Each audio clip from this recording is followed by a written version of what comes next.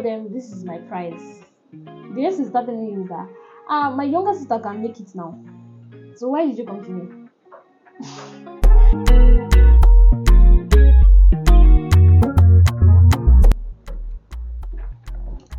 I know. Okay, ready, set, shoot. Hey there, Claire here. It's been ages since I made a YouTube video. Well, not ages though. 2 months. And that's because I've been inevitably busy. I've been obeying the clarion call, and in Nigeria, that is NYC, Nigerian Youth Service Corps. It's a compulsory 1 year program for Nigerian graduates where you have to go and serve your country. Most times you have to move from your particular location to another location to go and serve the country, and this had me moving from Lagos State to Rivers State, and I'm not really all that settled yet, so I just decided to shoot a YouTube video, like a get to know me and my brand video. So this is a question and answer video. I'm going to be answering questions that were asked by I don't want to call them fans, mostly my customers, because I shared a link to a Google form for them to ask me questions. I shared on YouTube, WhatsApp, Instagram, and I got lots and lots of questions which I'm going to be answering on this video. So stay tuned and enjoy. Will it be bad if I said it started with love? Or will it be wrong if I said it started with love? So yeah, Class started in February 2018, and it started as a result of me wanting to make something beautiful for couples. I love love. Yeah, I'd already been making beads, but I'd not started clay and craft. So in February, like I said, I wanted to make something for couples, and I went to Pinterest. I saw this beautiful couple bracelets, and I'm like, I want to start selling couple bracelets. That's why I started. I want to start selling couple bracelets, black and white. I didn't even know the names of these beads, like stone beads. I was not into stone beads yet. So I was like, let me start selling couple bracelets. I advertised, and I was like, if I'm to advertise this business, it should have a name. And so I talked to some of my friends, and I chose Clay and Crafts. And that's how Clay and Crafts started. I started with making couple bracelets for Valentine's Day. I actually learned how to bead 2 years before Clay and Craft, and I learned how to bead because I've not gotten admission for years, and it was like I was just at home doing nothing. So my mom was like, go and learn something. So when I checked the list of things that I had to learn, because we had this local government skill acquisition scheme, so I just looked at the things I had to learn, and I did not like hairdressing. That was what my sister learned. And so I actually chose bead making and fashion designing, but because of the expense, I settled for bead making. It was something creative, something I like working with my hands, and it was something that I felt that I could do. I actually loved seeing women on their beads, like women in church, see them do that, like very expensive bead, and I really wanted to learn how to do it. So that's why I chose bead making and fashion designing, but I actually dropped fashion designing on the way, which I later went back to learn. I'll say it's my passion and consistency. When I started this business, I just put my mind, like it's on my mind, on my heart is in clay and craft. It's almost like I started other things, I've done other things, but I still always go back to clay and craft because I love clay and craft so much. So it's just my passion for clay and craft, my passion for making beads, my passion for making people happy, making people satisfied through what I make with my hands. And this is something I'll say that has kept this brand for long. Just me, like, happy to keep selling, happy to keep making beads. And my consistency, even when I was sick, at some point I was really sick, my mom was like, no, we can't let this brand die. It's almost like I'm not even the only one that has the passion for this brand. Everybody in the family, we love clay and craft like mad.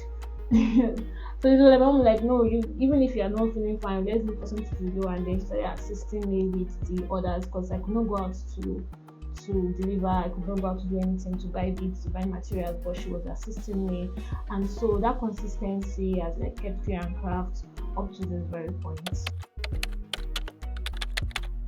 One of my biggest challenges, one is funding, because there's standard, there are things that I want to do for my brand that I'm not really able to do because I don't really have the money, and that made me to like look for other jobs. I have like other side also that when I get money, I just like try to take money from there and put into Clear and Craft. So the funding is not, it's like one of the biggest challenges for me in Clear and Craft. And apart from that, apart from the money, the funding, the availability of materials in Nigeria is difficult. Like I see like beautiful designs, I see beautiful new tools that I should get. I see like other bidders outside the country in like America, Canada, the UK, they're using to make like beautiful pieces, and I want to get them, but it's difficult, which takes it to like funding. Like it's difficult, it's more expensive for me to get them, and it's like not here in Nigeria. It's easier for you to get something here in Nigeria, and most of the materials, the beads, are not really that available, and that's like a big challenge for me as a bead maker. My biggest dream for my brand would be to see Clear and Craft delivering worldwide, not just Nigeria, and like going international. I want Clear and Craft to not just be worn by only Nigerians, to be worn by Africans, to be worn by the whole world, to have a name. Like when you hear these big brands and you're like, oh, that's from this country, that's from this country. I want Clear and Craft to like be, oh, that's from Nigeria, straight from Nigeria. That's my dream for Clear and Craft, to be worldwide. Favorite item in my collection. I don't do favorites, so my favorite changes every time. For everything, color, I don't have a favorite color, I don't have a favorite anything, food set, I don't have. So like my favorite item is probably the last bead I made. Like if I make another bead today and you ask me this question tomorrow, that would be my favorite item. Like every single time that I make a new design, I love it. I'm like, wow, why did I think about this before? I love it. I don't really have a favorite item in my collection. It's just I love it as I make it. My most expensive piece, will it be what I've made or currently selling? If it's what I've made, I made this prop for this brand Dynasty Studio. That's my most expensive piece, and it was really stressful to make, but I really loved it. It really pushed me to my limit. It made me like to start thinking out of the box. It was something entirely different from what I normally make, because I normally make bracelets, beads, anklet, neck pieces, earrings. But this time I was making like a full clothes, a costume. Yeah, costume is the word. So I was making like a costume, and that was my most expensive piece. And I don't want to say my favorite piece, but it was I really love it. I really do love it. My most affordable piece would be anklets. It's the most affordable thing you can get from my store. Anklets, beaded anklets. They are really affordable. Yes, I have a lot. It's almost like anytime I wake up, I used to have a new dream, a new thing I want to be. No, but yeah, I want to be a renowned writer, even though not really between renowned writer, like fictional writer. I'm not really written in a long while. There's a backstory to that, which I want to say it. But yeah, I want to be a renowned writer. I know that one day, I will go back to writing stories again, and yeah, I'll publish my book. But I also want to be a fashion designer. Like I said before, I learned bead making, and I also later went back to learn fashion designing. So I would also love to be a renowned fashion designer, and I know that it's something that I would still like further if I've settled Clear and Craft, or when I settle Clear and Craft. So I want to be a renowned writer, and I want to be a renowned fashion designer. So the average day in my life, wake up, wake up.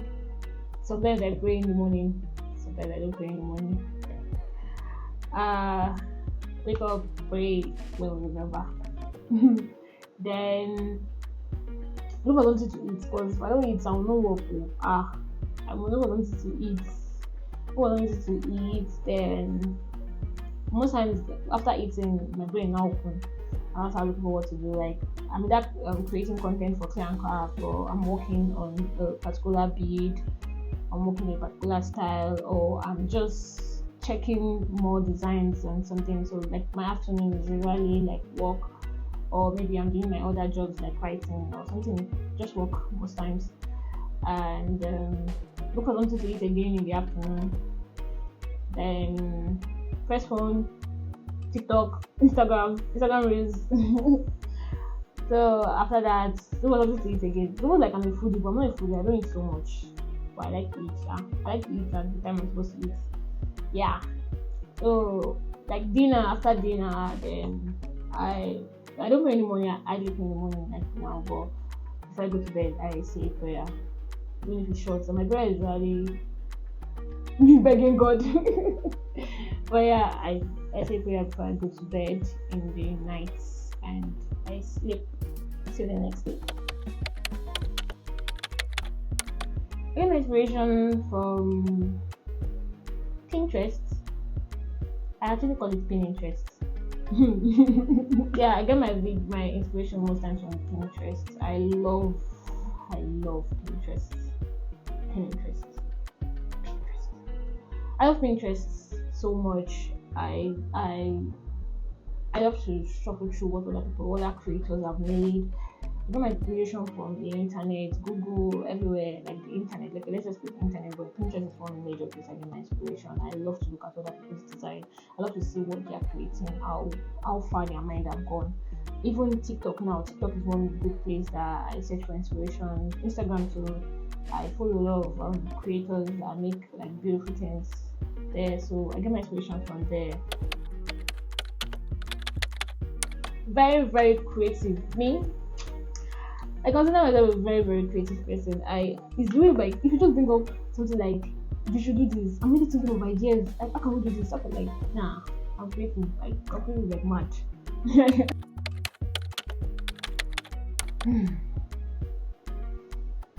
This is a time of sober reflection on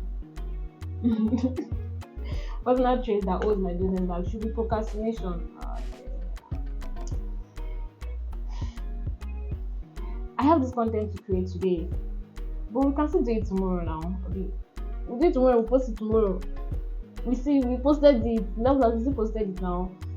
So procrastination, yeah, it's one thing that I think is holding my business back, because there are many things I should do, I should have done, that I've not done, and I think is holding my business back, and I will do it one day soon. No. I look at other creators' work. You know, they say something like, look at your competitors. So I don't really look at my competitors. I look at even people that are above me, people that are below me. Just see what other people are doing. If I'm looking for inspiration for content for my business, I don't even really look at content that bead makers create. I look at content that even people that are selling drink creates, because I want to see what they are doing. There's something they're doing, and most times I get one thing from them, and then I join it together, and boom, it's a very big idea. So I check other people's posts. I just look at what other people are doing. I listen to music a lot, so I watch a lot of TikTok, I watch a lot of Instagram Reels, and I jot down what I think. Like once you're like scrolling through, my mind is open. So once I get an idea, I quickly write it down. It just comes to me, I write it down. That is what I do when I can get any creative inspiration. Would that be bracelets? That should be black bracelets. People love black bracelets. That is matte orange. Yeah, people love it a lot. That's my most popular piece. It's easier for me to sell. That's what most people like getting. But for waist beads, that would be vinyl beads. they love my out beads a lot. Always be for bracelets with like black bracelets. Yeah. Especially when I learned how to bead. I first ever bead making experience. I was wondering whether I was going to go back to go and continue learning. It was stressful. It was really difficult. Like I went that day, the woman said, "Let me sit down." I saw people already started learning because I think I went a day after the class had started. So like the day they already done something, so I just came in and people were already working on something, so I had to like quickly join them. So it was really stressful. I think maybe because I was younger and my hands were not really that tight, or like was not really like beading, because we didn't start with making necklaces, we didn't start with making bracelets, we started with making like key holder, and so there's a way you have to stretch it, making bags, those things. See those things, bags, key holders. I don't like making them because to me I feel like I seem to have PTSD from those designs because I feel like they are really really stressful, very very stressful. Nah, but I felt like, is this something I really want to learn how to do? Confidence and classy. Oh, that's 3 words. Confidence, classy. Confidence, classy. Period. Would be 2 weeks, 1 week. That was like my most expensive piece. Yeah, took a lot of time. There was one that probably took 2 weeks, 3 weeks. Yeah. That was like the longest time I've taken for me to complete a piece. I wish people knew that bead making is not a silly craft. And I'm saying this because most times when you have customer come to you in Nigeria, I feel like it's more respected outside the country than in Nigeria. You tell them this is my price. The next thing start telling you is that my younger sister can make it now. So why did you come to me? They just feel like it's something that kids learn, kids do, and it should not be all that. I wish people knew that it's bigger than what your younger sister can do. If your younger sister could do it, she would have been doing it should have done it for you. Should have done it for you. But yeah, it's bigger than the way we just sideline. And I even love that fashion designing is now like taking a big name in Nigeria. Before it's almost like they had a fashion designer in their family. So when you give them your clothes, they'll tell you that it's too expensive, yeah, blah blah blah. But now people are now like cashing out from fashion designing. They're like making a lot of money, and I wish that bead making will get to that step too, and people will stop demeaning or undermining bead making. It's bigger than that. It's not a small craft. It's something that we put in effort. Something that people learn. You know that there are some designs that you feel like it's really really easy, but people have like perfected their work to make it look like that, and so it's not just a silly craft that your younger sister can do. Even though your younger sister can do it, she learned how to do it and she perfected her craft.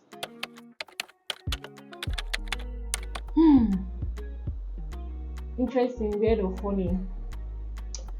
That would be, I sing at every chance I get. I love singing, so most times I don't care whether my voice is good or my voice is bad. I will just sing.